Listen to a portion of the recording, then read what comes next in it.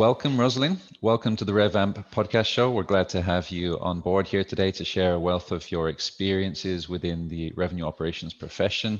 For those that don't already know you, I'd love it if you just kick us off by maybe introducing yourself, your current role, and a little bit about the company that you work at. Yeah, absolutely. So thank you for having me, Gideon. So I'm Rosalyn Santa Elena. I'm actually currently the head of revenue operations at Clari. For people who don't know, Clari is really the revenue operations platform, really managing your end-to-end revenue process. I've been with the company since the beginning of this year, so less than a year, and just was not new to the product or the platform. Was a two-time customer joining the company. So just super excited to be a champion of the product and be part of the journey. I love that, and I love the direction that you guys are going in. And I think what's interesting about your backstory, from what I understand, is the fact that you've obviously been in the revenue operations profession for a good amount of time, and that you've experienced different scales or sizes of companies at different maturity sets. And I think what's also interesting for me personally is the fact that you've done all of that and built a career while also balancing being a good wife and mother and raising children of your own, and you've managed to kind of be very real within that process and share that learning with others who might think that they have to choose one or the other, as opposed to find a good way to do both at the same time.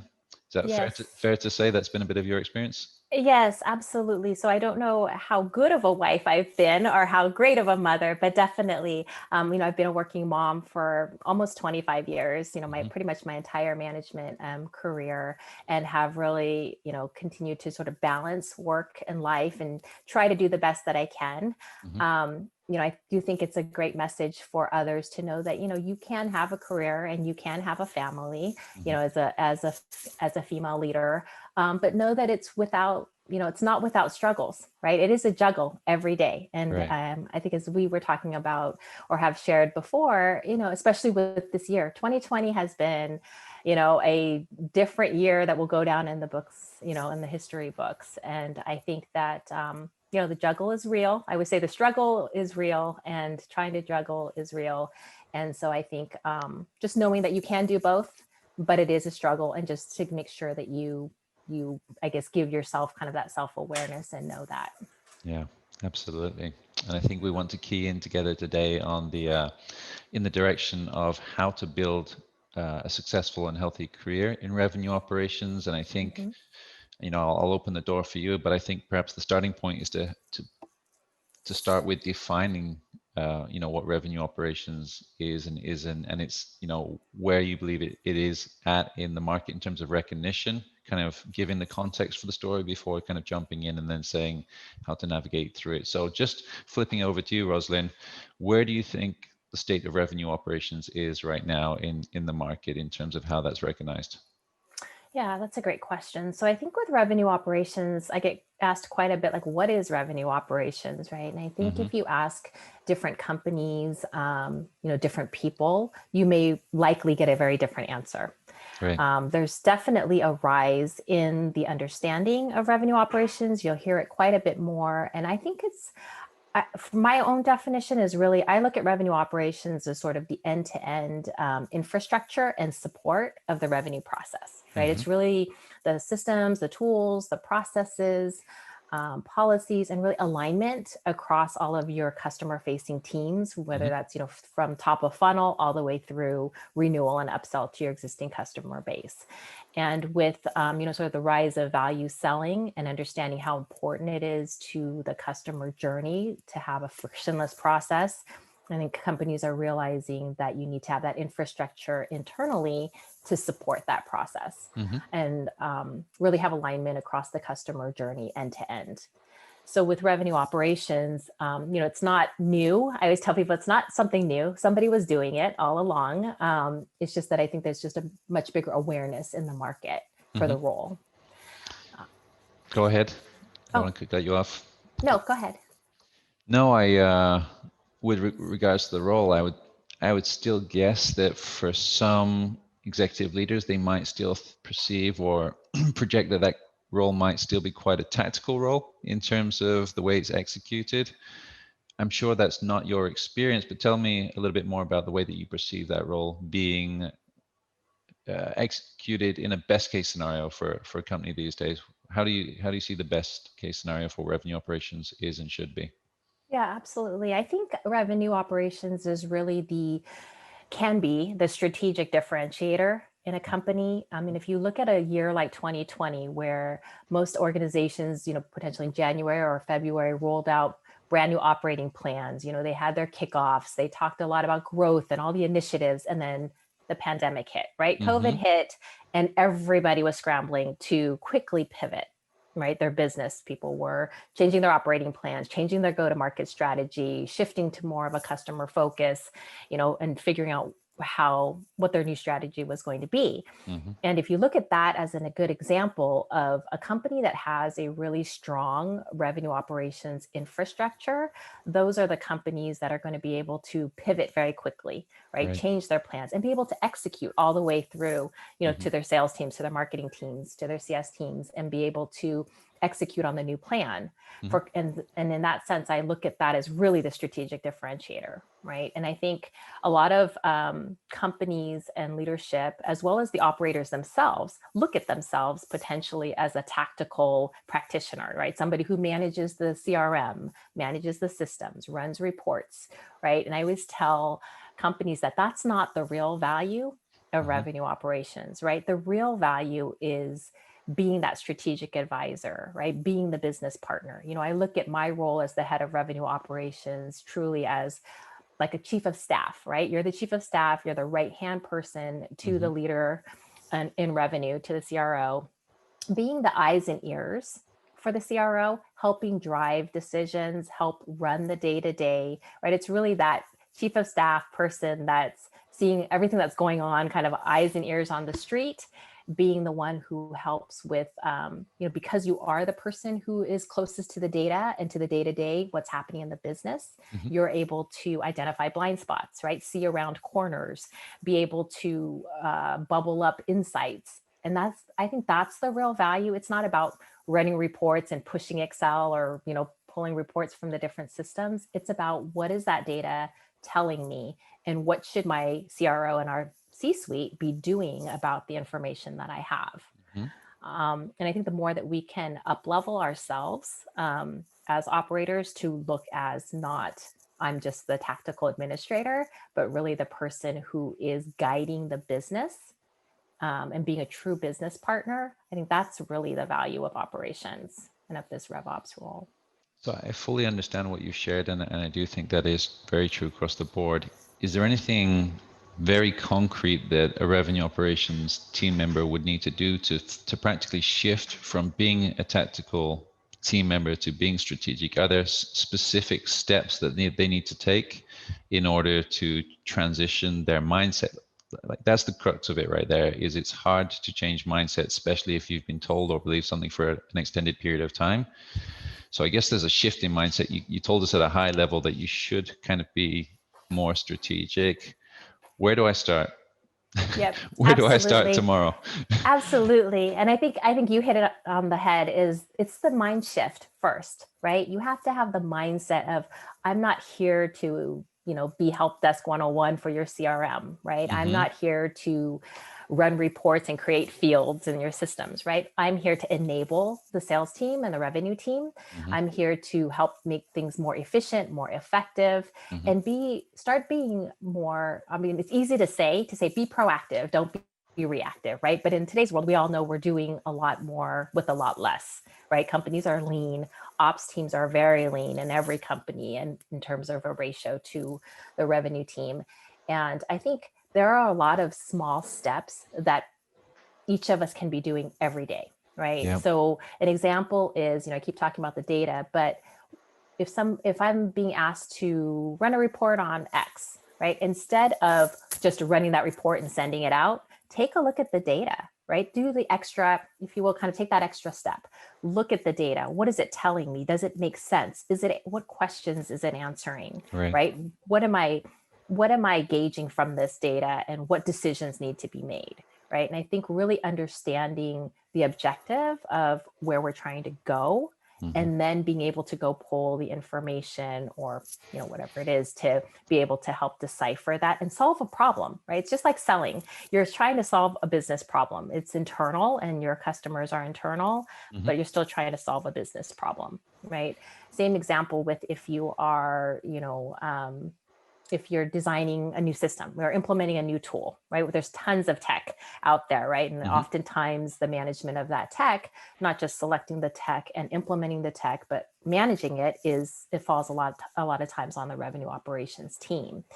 And so with that, instead of looking at it as I'm just implementing a tool, I'm solving a problem, right? I'm enabling the sales team or the revenue team to do something different, do something better, be more productive, spend less time in the system. We always talk about this, less time in the system, more time selling, right? That's the job, right? I think of operations. So when you are doing something in the tool or configuring a system for some benefit for the revenue team, think about what you're actually doing. How is this enabling them, right? It's not let me add a field to something. It's let me build out a business process that is going to enable something to be done faster, right? And at the end of the day, it's all about driving more revenue faster, right? So I think everything that we do, if we can shift that mindset to think about when I'm doing something, how can I go that extra step to make this more value add and more of a value add and business partner aspect to the sales leadership team. So when you were speaking about that, the thing that crossed my mind from prior conversations with you was the fact that many revenue operations professionals are typically stronger in one area than another, or have a predisposition for maybe even enjoying one more area more than another. Absolutely. What is the right balance, as you kind of play that out forward? Should you try to become a really good all-rounder? Should you try to become an absolute expert in one core area of revenue operations and excel in that, exponentially? What's your guidance or your feeling on the right way to tackle that reality? Because revenue operations is broad these days, right? It could even include, as you said before, marketing operations, as well as sales operations, as well as the other obvious areas. So yeah, how do you tackle that reality? Yeah, that's a really great question, because operations spans so many pieces, right? Especially when you talk about revenue ops, you're talking about the entire end-to-end customer journey. As you touched on, it's marketing, it's sales, it's renewals, it's customer success, it's services, right? It's partners. So it's very, very broad. And I think I always think of it as, you have sort of a toolkit, right? You have an operations toolkit, and each of us, as we specialize in one certain area, we add something to our toolkit, right? So maybe you are very strong in forecasting and you do forecasting really well. And you might have started your career as a forecasting analyst or maybe a data analyst. And so you have expertise in that area and you kind of put that in your toolkit, right? And then you expand. Maybe you start to expand into managing the CRM, and then you have that and you put that in your tech stack or in your toolbox, I guess, your tech stack in your toolbox. Maybe you start doing comp, maybe you start doing, so there's all these different areas of operations that I would suggest folks get, really gain expertise in a certain area and then start to broaden, right? And start to build out your overall operations toolkit. Because a lot of times you'll focus maybe on sales ops, and then you'll expand to more of the top of the funnel in marketing ops. And then might kind of expand into post-sales operations and help with that. So you start to build out that toolkit, and then at the same time, if your desire is to manage people, then you start to also move up in your career, right? And start building out a team.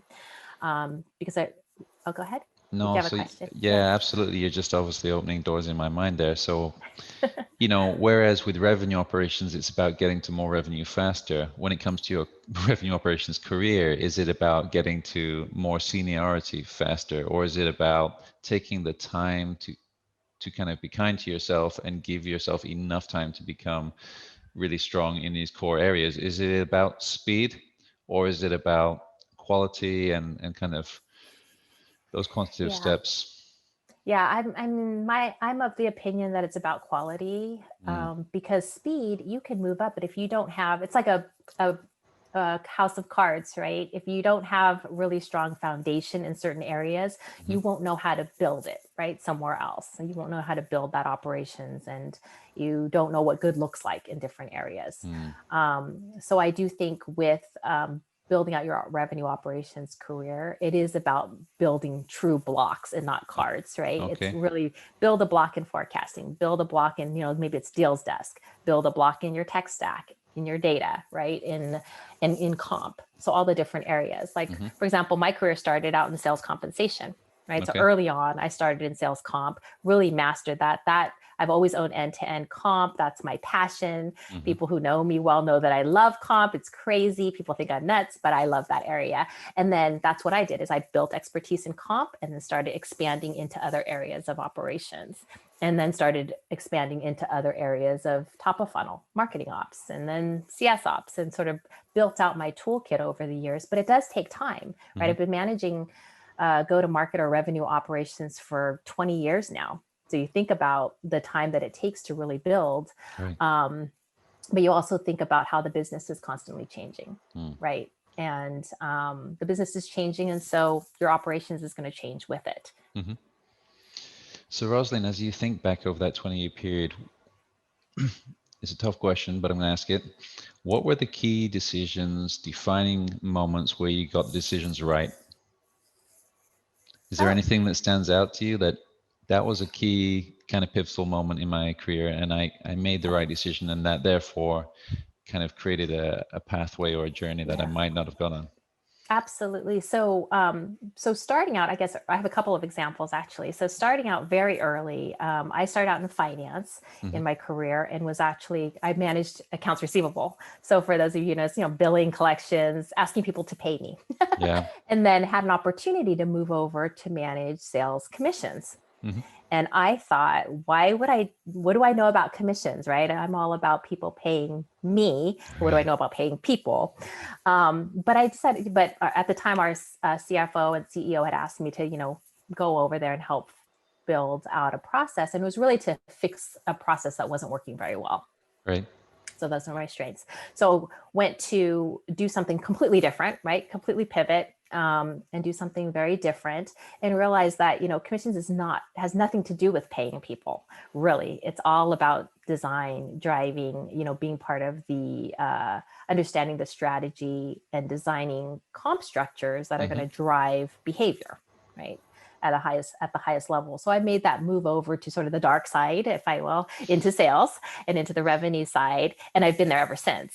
Yeah. Right. But I moved over to that side. And that was a chance that I took. Hey, I don't know anything about it, but took a chance to do that. And then continue to expand, like I said, is moving into other areas of operations. And the other thing I think that I also did that was a big move for me was I had always worked in, mid-sized to large public companies. Right. So large organizations, right? 2,000 employees to, almost 80,000 employees, right? When I was at a much larger company, hardware, software, kind of more perpetual software space. And several years ago, I made a move to go to a startup. Right. And when I was approached to join the company, I thought, hey, I'd like to go build something from scratch, take my experience and build something from nothing. And I remember them telling me, we have nothing. We want you to come out and build out a field operations function. Yeah. And I remember thinking, oh, you can't have nothing, let me see what you have. And really, we had nothing. We really had nothing. But it was an opportunity for me to take my experience and go build something and do things that, maybe I hadn't done for many years because, early on in my career, or maybe I didn't have a chance to do because I had a team to do it. But it was a lot of fun, right? It was rolling up your sleeves, getting really into the weeds, doing everything. And when I say everything, I mean, I always give this example, but when we did SKO, I was the one negotiating the hotel rooms. I was dragging power cords to the conference room because I didn't want to pay for power. I was doing a lot of that type of work. Like I was negotiating, how much coffee we're going to drink, I'm just every little detail, but it was so fun. And you could see, I'm super excited about it because I think just working for a startup gave me, the experience, right, to really make an impact.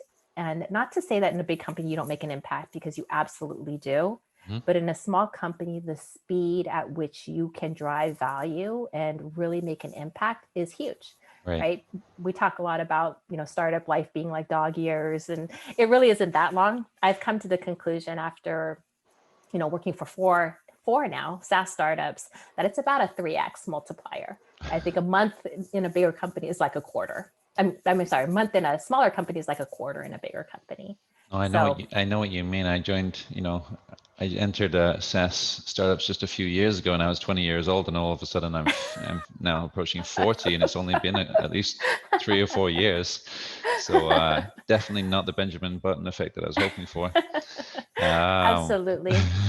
Absolutely. But it's so much fun, right? And I think that was another pivotal move for me, because moving into a startup, starting a different environment, feeling like I've found my niche, right? Somewhere where you can really build for scale. Mhm. And having that big company experience, I think, is always beneficial when you work in a startup, because you build for today, short term, right? Right. Especially in operations world, you build for what will solve today, but you always build for long term, with scale in mind. Mhm. And having worked in big companies and knowing what good looks like when you are a $1 billion company, that Right. gives you sort of the foresight in order to build something that will be scalable. Perfect. Rosalyn, that's been fantastic. You've been a wealth of experience and information, and I love the fact that you give it away freely and just pay that forward and share that with all of us. So thank you on behalf of everybody tuning in to the RevAmp podcast show. Thank you. Earnestly looking forward to your continued success at Clari. I see that things are going really well there for you, and yeah, a big thank you to you for everything that you've contributed. Oh, thank you for having me. This was fun.